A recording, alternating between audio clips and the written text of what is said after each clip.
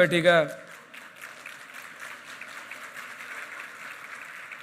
ई राजमहल शहर बिल्डिंग में अपने सभी बैठी के यहाँ सुनी रहा छो प्रोग्राम के।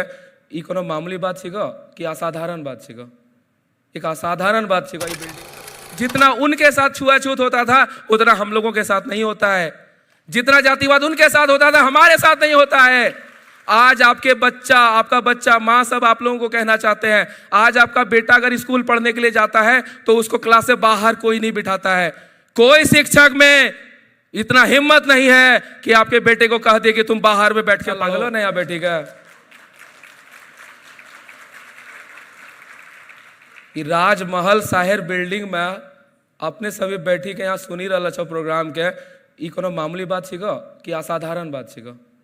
एक असाधारण बात छिको। ई बिल्डिंग में बैठी के, राजमहल ऐसा बैठी के बिल्डिंग में यहाँ प्रोग्राम में भाग लेना, इतना बढ़िया कुर्सी पर बैठना, इतना बढ़िया बिल्डिंग में बैठना, इतना AC वगैरह लागल है और ई बिल्डिंगों में बैठलो मैं सब बहुत अच्छा लगल होता। तो आज जे ई बिल्डिंगों में तो नहीं बैठलो, इतना बढ़िया कुर्सी में बैठलो, ई केकरो चलते बैठलो? केकरो चलते बैठलो? क्या भाइयों, किसके चलते बैठे हम लोग? किसके चलते बैठे हम लोग? किसके चलते बैठे हम लोग? किसके चलते बैठे हम लोग? किसके लिए बैठे हम लोग? किसके कारण बैठे हम लोग? तो क्या हमारा फर्ज नहीं बनता है कि बाबा साहब जो चाहते थे वो हम करें? बाबा साहब क्या चाहते थे? हम पहले भी बोले, हम ये नहीं कहेंगे कि हमारे समाज में छुआछूत है कि नहीं। लोग हमनी के साथ है छुआछूत के व्यवहार करे छो कि न करे छो, ये बात हम नहीं कहब। लोग हमनी के जाति के कारण हमनी के नीचा जाति कहे छो कि नहीं कहे छो, ये हम नहीं कहब। लेकिन यदि छुआछूत के भावना कभी छल, कभी जातिवाद के चलते हमनी के लोग नीची नजर से देखे चलो, तो उ चीज से हमनी के उभारल गो? हमनी के उ चीज से के निकाल गो? बाबा साहब निकाल गो। के निकाल गो? तो बाबा साहब निकाल कर। बाबा साहब की चाहे चलो कि बाबा साहब के नारा छिगो, शिक्षित रहो, संगठित रहो और संघर्ष करो। तो सबसे पहला जो चीज छिगो शिक्षित रहो। बाबा साहब के जो मूल मंत्र छिको शिक्षित रहो। अब मैं सब यहाँ बैठला जो हम अपने सभी के देखी का, हम अपने के सभी के बीच के छिकियो। आज हम यहाँ स्टेज से अपने सभी के भाषण दे रहा छियो और हमारा शायर यहाँ जितना सभी यहाँ से अपने के सभी के भाषण दिल को, अपन बात अपने सभी तक पहुँचाल को। हमनी के बीच दुमका जिला के आदरणीय DC, बहुत ही सरल स्वभाव के, बहुत ही बढ़िया आदमी रविशंकर शुक्ला सर, इतना बड़ा आयोजन हमनी के खातिर करल गो। तो किस उद्देश्य से करल गो? ताकि हमनी शिक्षित हो पारिए। आज जितना सबके तोरनी देखी रहा छो स्टेज पर, तो सभी यहाँ आसी के काहे बोल गो, चाहे कोई विदेश से जुड़लो, कोई यहाँ आसी के बैठी के कहल को और सभी अपन अपन भाषण दिल को। तो सभी जो यहाँ आसी भाषण दिल को और पीछे सिर्फ एक ही कारण चलो कि सब शिक्षित चलो। एक भी अनपढ़ आदमी असिक भाषण दिल को? क्या भाई एक भी अशिक्षित आदमी स्पीच दे रहे थे? एक भी ऐसे व्यक्ति थे जो कम पढ़े लिखे थे? तो जो भी व्यक्ति यहाँ भाषण दे रहे थे, जो भी अपना विचार रखते, सारे बहुत ही ज़्यादा पढ़े लिखे लोग थे। सब लोग बहुत अधिक पढ़ाई किए हैं। सब माए सब हम तोरनी से पूछे चाहे छियो कि तोरनी का ई मन में नहीं लग रहा छो कि तोर गोदी में जब बच्चा बैठला छो, तोर साइड में जो तोर बेटा बैठला छो, तोर बेटा भी एक दिन यहाँ से ऐसी भाषण दिए कि माए सब नहीं लगे छो कि तोर बेटा के यहाँ से भाषण देना चाहिए? माए सब आवाज नहीं आवी रहा छो। तोरनी के मन में होतो ना कि तोरा जो बेटा छिको, तोरा जो बेटी छिको, उस एक दिन ऐसा एगो कार्यक्रम होगा, इस तरह का बिल्डिंग में एक दिन कार्यक्रम होगा, सब एकदम हजारों आदमी नीचे बैठल रहे और तोरा बेटा माई यहाँ से चढ़ी के भाषण दिए।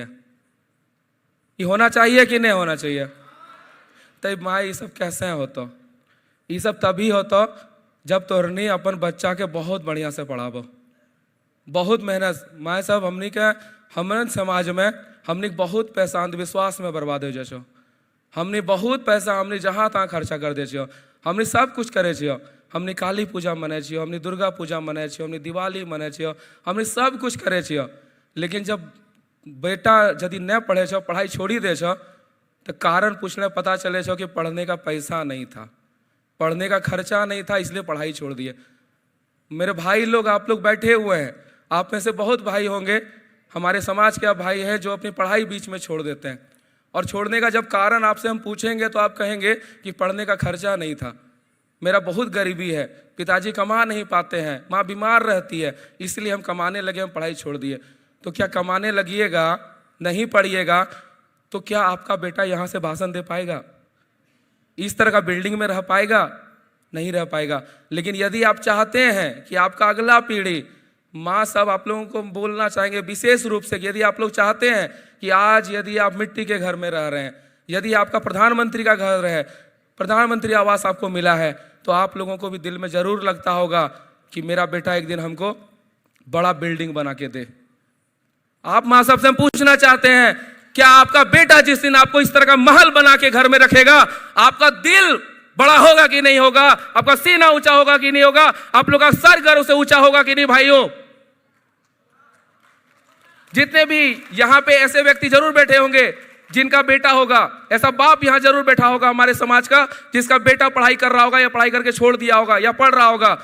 क्या आपको जब एक बहुत बड़ा घर में रखेगा आपका बेटा ले जाकर, आज आप मिट्टी के घर में रह रहे हैं, आज आप प्रधानमंत्री आवास में रह रहे हैं, लेकिन आपका बेटा जब इस तरह का महल में आपको रखेगा, आपको अच्छा लगेगा कि नहीं लगेगा? तो ये कैसे होगा? पढ़ना पड़ेगा, और हमको पढ़ना पड़ेगा। और अगर हम कह रहे हैं ना कि छुआछूत के कारण हम पढ़ाई नहीं कर पा रहे हैं, जातिवाद के कारण पढ़ाई नहीं कर पा रहे हैं, तो ये बड़ा गलत बात है। आज जिसके कारण कार्यक्रम हो रहा है, बाबा साहब डॉक्टर भीमराव अंबेडकर के कारण, जितना उनके साथ छुआछूत होता था उतना हम लोगों के साथ नहीं होता है। जितना जातिवाद उनके साथ होता था हमारे साथ नहीं होता है। आज आपके बच्चा, आपका बच्चा, माँ सब आप लोगों को कहना चाहते हैं, आज आपका बेटा अगर स्कूल पढ़ने के लिए जाता है तो उसको क्लास से बाहर कोई नहीं बिठाता है। कोई शिक्षक में इतना हिम्मत नहीं है कि आपके बेटे को कह दे कि तुम बाहर में बैठ के पढ़ो, किसी का मजाल नहीं है।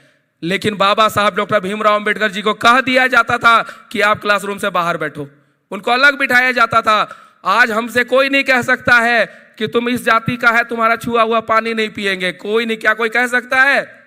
कोई नहीं कह सकता है। लेकिन बाबा साहब को मुंह पे कह दिया जाता था कि आपका छुआ हुआ पानी नहीं पिएंगे और ना ही आपको पानी पिलाएंगे। लेकिन क्या बाबा साहब हार मान लिए? क्या बाबा साहब पढ़ाई छोड़ दिए? क्या बाबा साहब संघर्ष करना छोड़ दिए? नहीं किए। इसीलिए आज उनका जयंती इस हम लोग महल जैसा बिल्डिंग में मना रहे हैं। आप लोग मेरे से सहमत हैं तो बोलिए जय भीम, जय भीम, जय भीम। आज हम लोगों का स्थिति तभी सुधरेगा। आज आप देखें, आपके बीच में पूरा कार्यक्रम को डीसी साहब करवा रहे हैं। डीसी साहब सोचिए कितना कम उम्र है उनका, आपका बेटा होगा उनके उम्र का, आज वो डीसी हैं दुमका का, जो बाबा साहब का कार्यक्रम करा रहे हैं। सोचिए वो कितना बड़ा, कितना अधिक पढ़े लिखे होंगे, कितना संघर्ष किए होंगे। क्या माँ तोरनी से पूछे चाहे छियो, तोरनी के बेटा के कि रविशंकर शुक्ला डीसी जैसा नहीं बनना चाहिए? डीसी रविशंकर शुक्ला जैसा तो बेटा सनी का बनना चाहिए कि नहीं बनना चाहिए? बनना चाहिए। तो बनना चाहिए तो तभी बनता जब वह पढ़ाई करता, और वह तो पढ़ाई तभी करता जब माए सब तोरनी अब कोशिश करवा। बाबा साहब डॉक्टर भीमराव अंबेडकर कहते थे कि मैं किसी भी समाज का, उनका समृद्धि का आकलन उस महिलाओं की स्थिति से आंकता हूँ। जो समाज की महिला जितना एक्टिव होगी वो समाज उतना एक्टिव होगा, जो महिला जितना समृद्ध होगी वो समाज उतना समृद्ध होगा, जिस समाज की महिला जितना शिक्षित होगी वो समाज उतना शिक्षित होगा। लेकिन हमारे समाज के साथ क्या हो रहा है? हमारा शेड्यूल कास्ट समाज के साथ शिक्षा का क्या स्तर है? हम अपने बेटियों को कितना पढ़ाते हैं? 12 साल 14 साल में हम अपनी बेटियों की शादी करा देते हैं। एक तो वो बच्ची रहती है और बच्ची में ही फिर उसका बच्चा हो जाता है, उसका जिंदगी हम लोग बर्बाद कर देते हैं। हम लोग कम उम्र में लड़कियों की शादी क्यों करते हैं? अगर हम उसको बहुत अधिक पढ़ाई लिखाएं, हम उसकी 25 साल में शादी करें, बहुत ज़्यादा वो पढ़ ले, वो अपने पैरों में खड़ी हो जाए, वो सरकारी नौकरी ले ले, वो बहुत बड़ा बिजनेसमैन बन जाए, तो क्या खराब होगा क्या? हम लोग गांव की बातों में, दूसरों की बातों में अपनी बेटियों की जल्दी शादी कर देते हैं। हम अपनी बेटियों की शादी जल्दी क्यों करते हैं? बेटियों को भी हक है उड़ने का, बेटियों को भी हक है बड़ा आदमी बनने का, बेटियों को भी हक है महंगे महंगे कारों में घूमने का, और हमारे समाज की बेटियों को हक है इस तरह के महल जैसे बिल्डिंग में रहने का।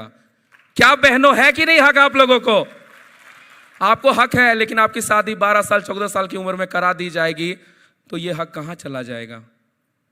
तो कहने के लिए बहुत सी बातें हैं, बहुत सारे जज्बात हैं, लेकिन एक ही जो पॉइंट है जो हम कहना चाहते हैं और विशेष रूप से माताओं आपसे कहना चाहते हैं कि बच्चों को जरूर पढ़ाइए, खर्चा कम करिए। अगर कम पैसे कमा रहे हैं, कम, अगर मेरे दादाजी भी जूता पॉलिश करते थे लेकिन मेरे बाबूजी मेहनत करके नौकरी लिए।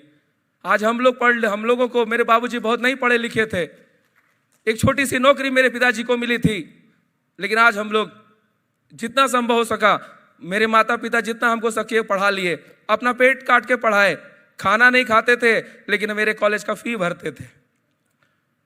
तो संघर्ष माता पिता को ही करना पड़ेगा और हमको उम्मीद है कि जब आप यहाँ से घर जाएंगे तो आप लोग ये संदेश लेकर जाइए, आप लोग अपने मन में बिठा के लाइए। माताओं बहनों, आपसे फिर हम विशेष रूप से कहना चाहेंगे कि अपने मन में एक लास्ट बात हम कहना चाहते हैं कि मन में संदेश लेकर जाइए कि यदि आज आप 500 रुपए की साड़ी पहन रहे हैं तो अपने बेटा को, अपनी बेटी को इस काबिल बनाइए कि वो आपको 5000 की साड़ी पहनाए। पिता तुल्य जितने लोग यहाँ पे हैं, जिनके बेटे हैं, उनसे हम कहना चाहते हैं कि यदि आप आज मिट्टी के घर में रह रहे हैं, यदि आप छोटे घर में रह रहे हैं, आप कम कीमत के कपड़े पहन रहे हैं, आप साइकिल में चल रहे हैं या मोटरसाइकिल में चल रहे हैं, तो अपने बेटे बेटी को इतना काबिल बनाइए, इतना पढ़ाइए कि एक दिन आपका बेटा आपके लिए चमचमाता हुआ एकदम 15-20 लाख रुपया का कार लाके आपके द्वार पे खड़ा करे और आपको कार में बिठा के बोले कि पापा आपके लिए नया घर बनाए हैं, नया घर में आपको रखेंगे आज से। ये संदेश आप लोग लेके आइए और आज यहाँ से जब आप विदा हो तो मन में बिठा के लेके जाइए कि पढ़ाएंगे। और हम यहाँ पे, हमको जैसा पर्सनली लगता है कि हमारे जो सबसे योग्य व्यक्ति हमको समझ में आया अभी तक दुमका में, वो हमको दुमका के उपायुक्त डॉक्टर श्री रविशंकर शुक्ला सर हमको समझ में आए, जो सबके लिए सोचते हैं, रात दिन काम करते हैं। उनके बारे में एक दिन चर्चा हो रही थी कि किसी ऐसे पदाधिकारी जो होते हैं वो रात में जल्दी नहीं सोते, लेकिन उपायुक्त श्री रविशंकर शुक्ला जी के बारे में कहा जाता है कि कोई भी पदाधिकारी दावे के साथ कह नहीं सकता कि श्री रविशंकर शुक्ला जी कब सोते हैं और कब जगते हैं।